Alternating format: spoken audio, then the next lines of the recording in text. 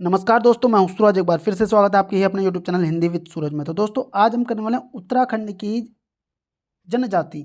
इसमें बनने वाले मॉक टेस्ट को हम इतने बारीकी से इनकी व्याख्या करेंगे कि इनसे बनने वाले प्रश्न और इनके संबंधित कुछ अन्य जानकारी से बनने वाले प्रश्न भी हम आराम से कर लेंगे। तो उम्मीद करता हूँ, आशा करता हूँ आप वीडियो को लास्ट तक देखेंगे। और अगर आपको वीडियो अच्छी लगती है, जानकारी अच्छी लगती है, तो आपने वीडियो को लाइक करना है, चैनल को सब्सक्राइब करना है प्यारा सा कमेंट। अगर आपका मन करे तो करना, अगर ना मन करे तो नहीं करना। लेकिन वीडियो जरूर देखना, प्रश्नों को देखना और उसकी विशेष जो जानकारी मैं आपको दे रहा हूँ उस चीज़ पर विशेष ध्यान देना दोस्तों। तो पहला प्रश्न की तरफ बढ़ते हैं। पहला प्रश्न बोल रहा है, जाड़ उत्तराखंड के किस जनजाति की एक उपजाति है? जौनसारी की, राजी की, भोटिया की, थारू की। तो दोस्तों इसका राइट आंसर होने वाला है भोटिया। जो जाति है, जनजाति है, इसकी एक उपजाति है जाड़। अब जाड़ जो उपजाति है इसको विशेष रूप से ध्यान में रखेंगे। ये उत्तरकाशी में है। उत्तरकाशी जिले में, उत्तरकाशी जो जिला है उसके उत्तर में एक नदी घाटी है अपनी, भागीरथ नदी घाटी, भागीरथी नदी घाटी। उसी के आसपास ये उपजाति रहती है। और जो इसका मूल गांव है उसे बोलते हैं जादूंग। कौन सा दोस्तों? जो जाड़ उपजाति है इसके गांव का जो मूल नाम है उसे बोलते हैं जादूंग। क्या बोलते हैं? जादूंग बोलते हैं।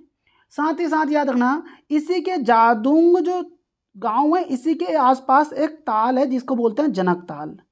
कौन सा ताल दोस्तों? जनक ताल है। और जनक ताल होने के कारण ही जाड़ जो उपजाति है ये अपने को जनक का वंशज भी मानती है। साथ ही साथ जो जाड़ उपजाति है ये बौद्ध धर्म को मानती है। कौन से धर्म को मानती है? बौद्ध धर्म को मानती है। और इसमें, इन उपजाति में जो ब्राह्मण का कर्म करते हैं, ब्राह्मण काम करने वालों को लामा कहते हैं। क्या बोलते हैं दोस्तों? लामा कहते हैं। इस चीज़ को विशेष ध्यान देना कि जो जाड़ जनजाति के जो ब्राह्मण कार्य करते हैं उनको लामा कहते हैं। और जो जाड़ उपजाति है इनकी अगर भाषा पूछे तो इनकी भाषा होती है रोम्बा। कौन सी भाषा होती है दोस्तों? रोम्बा है, जो कि भोटिया जनजाति की एक उपजाति है। साथ ही साथ एक चीज़ याद रखना, जाड़ जनजाति के लोग जूता को क्या बोलते हैं? क्या? जूता को बोलते हैं पैंतुरा। क्या बोलते हैं? पैंतुराण। क्या बोलते हैं? पैंतुराण बोलते हैं। और इनके त्यौहार में मुख्य रूप से दो त्यौहार हैं। कौन कौन से हैं? एक है लोहसर। कौन सा है? लोहसर। और दूसरा है सुरगैन। ठीक है दोस्तों, जो लोहसर होता है ये बसंत पंचमी के वर्ष का पहला दिन होता है। बसंत पंचमी के समय पे बनता है। दो ही त्यौहार बनाते हैं। एक ये भाद्र माह के में बनता है, भाद्र माह में जो बनता है वो सुरगैन है। और बसंत पंचमी वर्ष का पहला दिन जो होता है वो लोहसर होता है। कौन सी उपजाति का? जाड़ उपजाति का। जो किसका हिस्सा है दोस्तों? भोटिया जनजाति का हिस्सा है। अब भोटिया जनजाति के बारे में अगर मैं थोड़ा सा आपको बता के चलूँ तो इसको थोड़ा सा ऐसे समझ लेना कि ये किरात वंशीय भोटिया अर्ध घुमंतु जनजाति है। कौन सी दोस्तों? किरात वंशीय। जो भोटिया है ना ये किरात वंशीय है, लेकिन स्वयं को क्या बोलते हैं? ये खस राजपूत बोलते हैं, राजपूत। जब हम उत्तराखंड का इतिहास पढ़ते भी तो सबसे पहले आपने देखा होगा कि कौल आते हैं, फिर किरात आते हैं, है ना, खस आते हैं। ये इस तरीके से क्रम होता है। कश्मीर में भोटिया जनजाति को कश्मीर में के लद्दाख में भोटा बोलते हैं। हिमाचल प्रदेश में भोट बोलते हैं इसको। ठीक है, इस चीज़ को जरा सा याद रखना। आगे बढ़ते हैं। और पौड़ी अपना जो पिथौरागढ़ है, पिथौरागढ़ में इसको भोटिया बोलते हैं। ठीक है, इस चीज़ को जरा सा याद रखेंगे। 291 गांव होते हैं किसकी? भोटिया जनजाति में। कितने ग्राम है? 291 ग्राम है। इस चीज़ को जरा ध्यान रखना। काफ़ी सारी चीज़ें हैं इसमें जो कि मैं आपको बताना चाहूँगा, लेकिन धीरे धीरे हम जैसे आगे बढ़ेंगे वो हम करते चलेंगे। मौड़ मेला आयोजित होता है। दूसरा प्रश्न है, मौड़ मेला आयोजित होता है। देखो दोस्तों, मौड़ मेला चमोली में, उत्तरकाशी में, जौनसार में, रानीखेत में। तो दोस्तों इसका राइट आंसर क्या? जौनसार में होता है मौड़ मेला। अब ये देखो, ये किस जनजाति का हिस्सा है मौड़ मेला? तो मौड़ मेला को समझने के लिए आप सबसे पहले एक चीज़ समझना। जब हम पढ़ते हैं शुरुआत में जौनसारी वाली जनजाति, कौन सी जनजाति दोस्तों? जौनसारी जनजाति जब हम पढ़ते हैं तो वहाँ पे हमें मेलाओं के बारे में जिक्र मिलता है। तो इसी में मेले को क्या बोलते हैं? ये मौड़ बोलते हैं। और मौड़ जो इनके मुख्य दो मेले हैं, एक को बोलते हैं मछ मौड़। क्या बोलते हैं? मछमौड़। और मछमौड़ में होता क्या है मैं तुम्हें बता देता हूँ। वहाँ के जो पुरुष होते हैं, इस मछमौड़ मेले में केवल पुरुष भाग लेते हैं। छोटी छोटी नदियों में तिमुर, एक पेड़ पौधे की पत्तियाँ होती है तिमुर, जिसे तेजबल भी बोलते हैं, उनको पीसकर नदी में डालते हैं और नदी में डालने से मछलियाँ क्या हो जाती है, बेहोश हो जाती हैं। और यही वो मेला होता है, इसमें लोग पकड़ के ले जाते हैं। दूसरी क्या होती है, एक दूसरा जो होता है मौड़ मेला, उसे बोलते हैं जतरियाडो। क्या बोलते हैं, मैं लिख देता हूँ, क्या बोल रहा हूँ, जतरियाडो। अब जतरियाडो की खासियत देखो, ये 25 से 26 वर्ष में एक बार होता है। कितने बार में, 25 से 26 वर्ष में एक बार होता है। इस चीज़ को याद रखना। तो और ये होता आयोजित कहाँ पर है, जौनसार में। और मौड़ मेला जो आयोजित है कौन सी जनजाति से संबंधित है, तो याद रखना जौनसारी से संबंधित है दोस्तों। अब बढ़ते हैं अगले प्रश्न की तरफ। उत्तराखंड के किस जनपद में सर्वाधिक जनजाति जनसंख्या निवास करती है। उधम सिंह नगर, नैनीताल, अल्मोड़ा, हरिद्वार। जनजाति दोस्तों सबसे ज़्यादा कहाँ मिलती है बोल रहा है जनजाति। तो दोस्तों इसका राइट आंसर क्या होने वाला है, इसका राइट आंसर हो जाएगा आपका उधम सिंह नगर। ठीक है दोस्तों, उधम सिंह नगर में सबसे ज़्यादा जनजातियाँ पाई जाती हैं। इस चीज़ को आप समझ के चलना। अब देखो इस चीज़ में एक और चीज़ मैं आपको बता देता हूँ कि उत्तराखंड में अगर हम जनजाति में सबसे ज़्यादा सर्वाधिक संख्या देखते हैं, जनसंख्या, तो सर्वाधिक होती है थारू की, और सबसे कम किसकी है, तो राजी की है। ठीक है, और थारू भी सबसे ज़्यादा कहाँ पाई जाती है, तो उधम सिंह नगर में पाई जाती है। इस चीज़ को विशेष रूप से ध्यान देना। ठीक है, अब बढ़ते हैं आगे अगले प्रश्न की तरफ।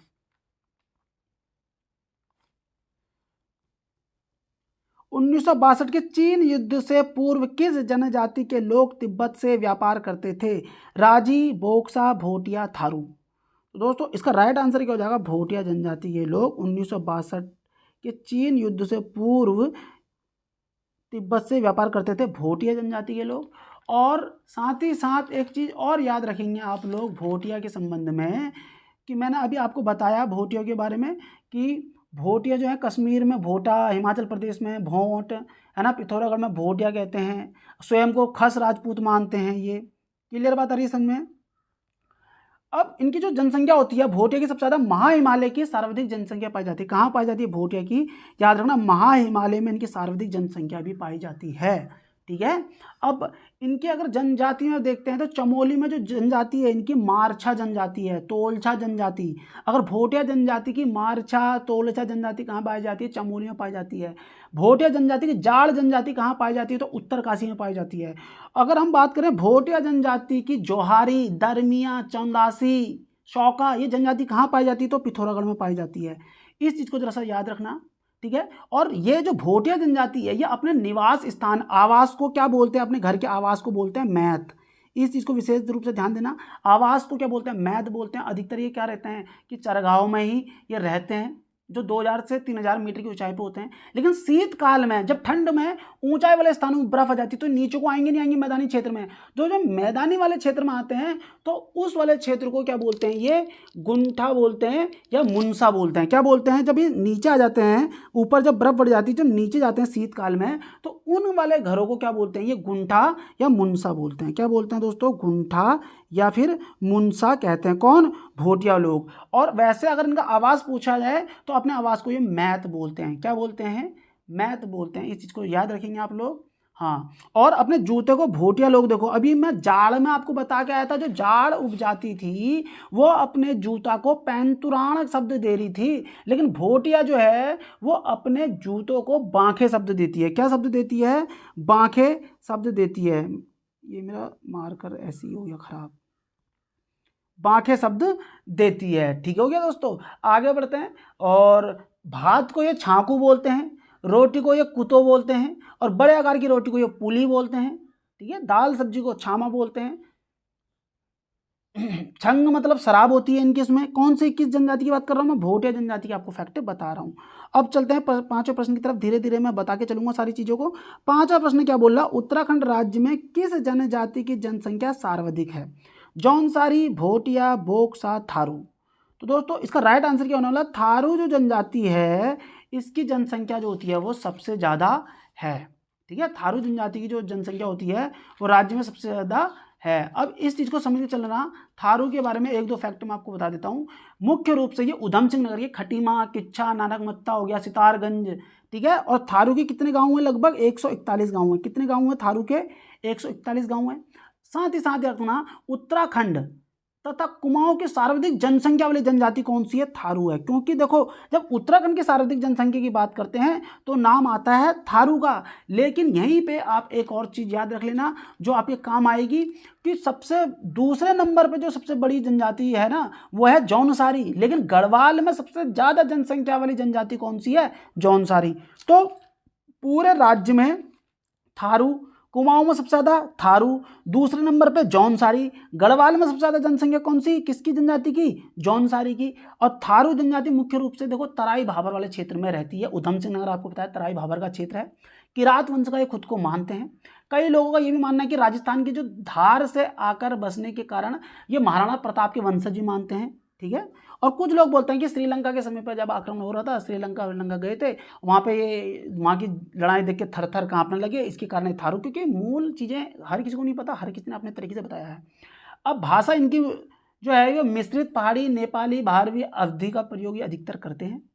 मुख्य अगर भोजन में देखा जाएगा, पेय पदार्थ में तंबाकू और मदिरा है। और मदिरा जो बनती है इनकी थारू की, वो बनती है चावल से। इस चीज़ को जरा सा याद रखना।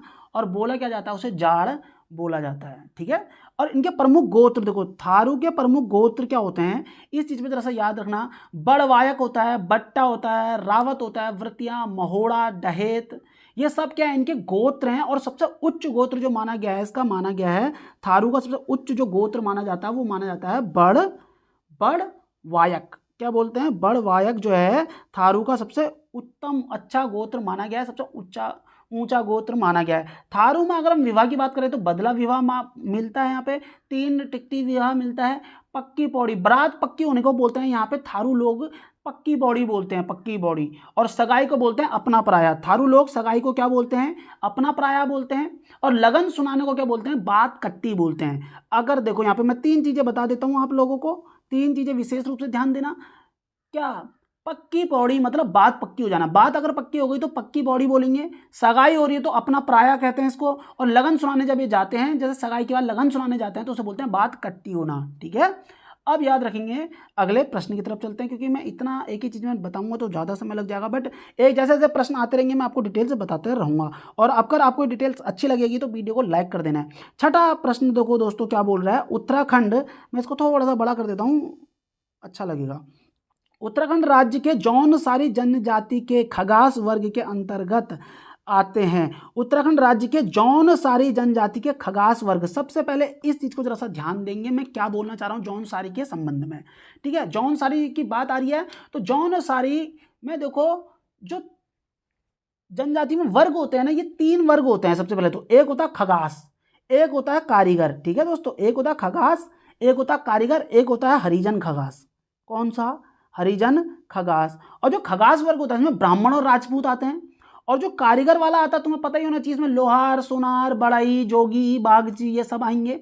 और हरिजन खगास के अंतर्गत आते हैं डोम, कोल्टा, कोली, मोची। लेकिन प्रश्न क्या पूछा? खगास वर्ग निम्नलिखित, मतलब उत्तराखंड राज्य में जौनसारी जनजाति के अंतर्गत खगास वर्ग के अंतर्गत आता है ब्राह्मण, राजपूत, सुनार, बढ़ई, ओड़ और डोम। अच्छा एक चीज मुझे बताओ, बढ़ई और राजपूत तो खगास के अंदर हो गए, सुनार और बढ़ई कारीगर के अंदर हो गए, डोम और ओड़ ये किसके अंतर्गत हो गए? हरिजन के अंतर्गत हो गए, हरिजन खगास के अंतर्गत। तो याद रखना, जो ये वर्ग बांटे गए हैं जनजाति के अंतर्गत, कितने वर्ग बांटे गए हैं? जौनसारी में 3 वर्ग बांटे गए हैं। एक को बोला गया खगास, दूसरे को बोला गया कारीगर, तीसरे को बोला गया हरिजन खगास, ठीक है दोस्तों। और याद रखना, जौनसारी वाले लोग अपने जूते को क्या बोलते हैं? जौनसारी वाले लोग अपने जूते को बोलते हैं क्या? आल। आल, ठीक हो गया दोस्तों। ये अपने जूते को क्या बोलते हैं? आल बोलते हैं। इस चीज को थोड़ा सा ध्यान में रखेंगे आप लोग, आल बोलते हैं ये लोग, ठीक हो गया। और अभी मैं आपको बता के गया था किसके बारे में, अगला मैंने अभी आपको बताया था थारू में बोला था ना मैंने जूतों के बारे में, तो उसमें भी मैंने आपको बताया था ना जूतों का नाम, तो इसमें बोला था मैंने, किसी और में बताया था अभी आपको मैंने। हाँ, 3 टिकटी होना, ये हो गया नेपाली, राजस्थानी, अभी मुझे दिख नहीं रहा है वो चीज़ें, ठीक हो गया। आगे बढ़ते हैं। अच्छा भोटिया का था वो बांखे, वो देखो जौनसारी आल और भोटिया, भोटिया बोलता है, भोटिया लोग बोलते हैं इनको क्या, बांखे। ठीक है, भोटिया लोग बोलते हैं बांखे। और अगर हम बात करते हैं किसकी, जाड़ की, तो ये बोलते हैं पैंतुराण। ठीक हो गया, पैंतुराण बोलते हैं। अब बढ़ते हैं आगे को, अगला प्रश्न की तरफ बढ़ते हैं दोस्तों।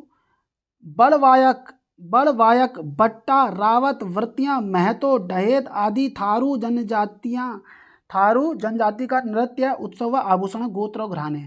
तो दोस्तों ये सबसे पहले तो ये किसके हैं दोस्तों, थारू जनजाति के गोत्र हैं। क्या है दोस्तों, गोत्र या घराने हैं। बढ़ते हैं अगले प्रश्न की तरफ। निम्न में से कौन उत्तराखंड में नहीं मिलते, थारू, भील, बोक्सा, जौनसारी। तो मुझे लगता है कि आप लोग इसमें थोड़ा सा भी कंफ्यूज नहीं होंगे और आंसर लगा देंगे सीधे, क्या, ऑप्शन बी लगा देंगे। अगला प्रश्न की तरफ बढ़ते हैं। उत्तराखंड राज्य की भोटिया जनजाति की सामाजिक व्यवस्था के संदर्भ में कौन सा कथन गलत है। कौन सी जनजाति दोस्तों, भोटिया जनजाति की क्या बतानी है हमें, सामाजिक व्यवस्था। इनमें पितृसत्तात्मक और पितृस्थानीय प्रकार का परिवार होता है। संपत्ति का विभाजन पिता के जीवित रहते हो जाता है। इनके समाज में स्त्रियों की अत्यंत निम्न दशा होती है। इनके युवा ग्रह को रंग बंग कहा जाता है। ठीक है दोस्तों, तो आप मुझे बताएंगे इसमें क्या गलत हो सकता है। कौन सी जनजाति चल रही है हमारी, ये भोटिया जनजाति के संबंध में बातें चल रही है। तो इसका राइट आंसर क्या होने वाला है दोस्तों, इसका राइट हो जाएगा ऑप्शन सी। क्यों हो जाएगा सी, क्योंकि इस समाज में स्त्रियों की जो दशा है ना, वो पुरुषों जैसी ही है, समझ लो, है ना, और उनसे भी अच्छी हम कहेंगे इसमें। ठीक है, हाँ। अब बढ़ते हैं, क्योंकि गलत क्या हो गया इसमें, ऑप्शन सी इसमें हो चुका है। अब बढ़ते हैं आगे को। ठीक है, लेकिन मैं एक चीज़ और बता देता हूँ आपको, भोटिया जनजाति में इस चीज़ के बारे में देखो। भोटिया जनजाति में प्रणाम कैसे होता है पता है, घुटनों पर सिर झुकाकर तथा आशीर्वाद गालों को सहलाकर दिया जाता है। किस जनजाति में, भोटिया जनजाति में दिया जाता है। ठीक है, विवाह के लिए युवा, जो विवाह के लिए होता है ना, इसमें देर का देखो, विवाह, युवा ग्रह को रंगभंग कहा गया है। अब ये है क्या चीज़, मैं तुम्हें बता देता हूँ। युवा ग्रह क्या होता है कि ये विवाह के लिए बनाया गया है, मतलब ये गांव से थोड़ा सा हटके होता है। इसमें क्या होता है, जैसे जो लड़का लड़की शादी करने वाले होते हैं वो लोग वहाँ पे मिल सकते हैं और मिलके वो बातचीत करते हैं और वहाँ पे वो डिसाइड करते हैं कि हमें क्या करना चाहिए, इसलिए बोलते हैं, इससे बोला गया है युवा ग्रह, और इसे बोलते हैं रंगभंग। ठीक हो गया दोस्तों। और विवाह को क्या बोलते हैं ये लोग, भोटिया लोग बोलते हैं दामी। ठीक है, और विवाह की दो प्रथाएं होती हैं इसमें, एक होती है तत्सत और एक होती है दामोला। और तत्सत भोटिया जनजाति की विवाह की मैं प्रकार बता रहा हूँ तुम लोगों को, ये तरीके बता रहा हूँ। तत्सत जो होता है उसमें बाराती कन्या के यहाँ जाते हैं, जैसे कि हमारे यहाँ आम बारात होती है, हम लोग बाराती बन के दुल्हन के यहाँ जाते हैं, उससे बोलते हैं तत्सत। किसमें, भोटिया में। लेकिन दामोला जो होता है वो बारातियों द्वारा कन्या को लाया जाता है, मतलब कि जहाँ लड़की रहती है वहाँ बाराती कन्या को लेकर आएंगे वर पक्ष के वहाँ पे, इससे बोलते हैं दामोला। ठीक है, दो प्रथाएं होती हैं भोटिया में विवाह की, एक होती तत्सत, एक होती दामोला। दामोला में दुल्हन वर्ग के वहां से बाराती दुल्हन को लेके आते हैं और तत्सत में क्या होता है, बाराती कन्या के यहाँ जाते हैं। ठीक हो गया। और सगाई को ये लोग बोलते हैं थौची। क्या बोलते हैं दोस्तों, भोटिया में थौची बोलते हैं। और थारू में क्या बोला गया है, अपना पराया।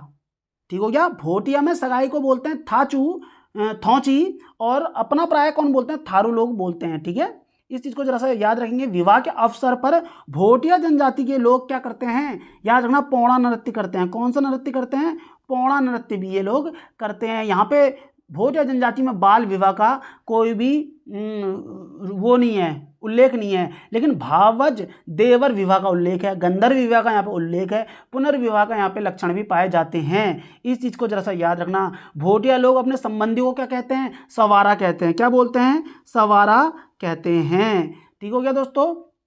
अब बढ़ते हैं अगले प्रश्न की तरफ। ठीक है, अब इसमें देखते हैं आपके ये बाकी सारे विकल्प तो सारे ही सही थे। ठीक है, अधिकतर मैंने जनजातियों में देखा कि महिलाओं की जो स्थिति है ना, उत्तराखंड की जो ये जनजातियां हैं उसमें अच्छी दिखाई गई है, उतनी खराब नहीं दिखाई गई है पर अच्छी दिखाई गई है। मतलब अवसर दोनों, अगर तलाक ले रहे हैं कोई भी जनजाति में तो दोनों को उतना ही हक है, और महिलाओं की भी अपनी एक रेपुटेशन बनी हुई है सारी जनजातियों में। अब बढ़ते हैं 10वें प्रश्न की तरफ। किस जनजाति द्वारा ऋतु प्रवास किया जाता है, थारू, बोक्सा, भोटिया, राजी। तो दोस्तों इसका राइट आंसर क्या हो जाएगा, इसका राइट आंसर हो जाएगा भोटिया जनजाति। भोटिया जनजाति द्वारा क्या होता है, ऋतु प्रवास किया जाता है। ठीक है, अब बढ़ते हैं आगे को, अगले प्रश्न की तरफ। ये भोटिया जो जनजाति है, आप सभी को पता है। अगर इनके मुख्य व्यवसाय के बारे में बता दूं मैं आप लोगों को, तो इनका जो मुख्य व्यवसाय होगा लगभग, मैंने अगर लिखा हो इसके बारे में कुछ इतना, तो झूम खेती भी करते हैं ये, और काटिल विधि बोलते हैं थारू लोग। थारू का है तो काटिल विधि, लेकिन झूम खेती भी करते हैं भोटिया लोग। ठीक है, पशुपालन और भेड़ बकरी इनका मुख्य व्यवसाय है। ठीक है, इस चीज़ को समझ के चलना। और कंडाली उत्सव के बारे में तो वैसे यहाँ पे तो नहीं बताऊंगा मैं आपको, क्योंकि कंडाली उत्सव थारू का है और हम बात कर रहे हैं भोटिया की। ठीक है, आगे बढ़ते हैं। थारू लोग अधिकांश निवास करते हैं, कौन से लोग दोस्तों? थारू लोग अधिकतर निवास करते हैं, कहाँ करते हैं? तो आपको देहरादून में, उधम सिंह नगर में, पिथौरागढ़ में, चमोली में। तो दोस्तों इसका राइट आंसर क्या होने वाला है? इसका राइट हो जाएगा ऑप्शन बी, इसका राइट आंसर हो जाएगा उधम सिंह नगर में अधिकांश थारू लोग क्या करते हैं? निवास करते हैं। अगला प्रश्न आ रहा है 12वां प्रश्न, निम्न में से किस त्योहार को थारू लोग खिचड़ी नृत्य करते हैं? होली, दीपावली, नाग पंचमी, दशहरा। ठीक है, थारू लोग खिचड़ी नृत्य करते हैं बोल रहे हैं, ये किस में? तो आप बताएंगे इसमें, होली में, दीपावली में, नाग पंचमी में, दशहरा में। तो दोस्तों इसका राइट आंसर क्या होने वाला है? होली में। ठीक है, अब इसके बारे में जरा सा हम होली के बारे में इसको पढ़ते हैं कि होली में इसमें क्या ऐसा जिक्र दिया हुआ है।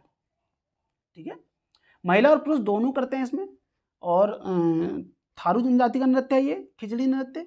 और त्यौहार की अगर बात करते हैं तो इसमें दशहरा, होली, दीपावली, माघ की खिचड़ी, कन्हैया अष्टमी, बजहर, ज्येष्ठ वैशाख से मनाया जाता है बजहर। और होली जो है, होली में ये खिचड़ी नृत्य कर रहे हैं, ये फाल्गुन नामक त्यौहार से 8 दिन तक मनाते हैं। किसको? इस त्यौहार को, होली वाले त्यौहार को फाल्गुन नामक त्यौहार से 8 दिन तक मनाते हैं होली को। और कौन सा नृत्य करते हैं ये लोग?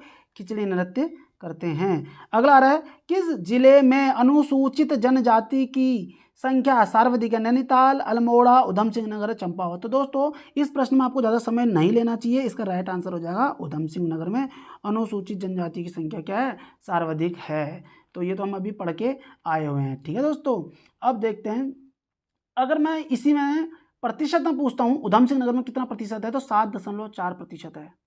ठीक है, और अगर हम बात करें उधम सिंह नगर में प्रतिशत कितना हो गया? 7.6% है। ये हो गया ठीक, वो भी थारू जनजाति का। ऑल इन वन का मैंने नहीं लिखा हुआ है, सारी जनजाति का प्रतिशत। सारी जनजाति का इसमें देर का है आपका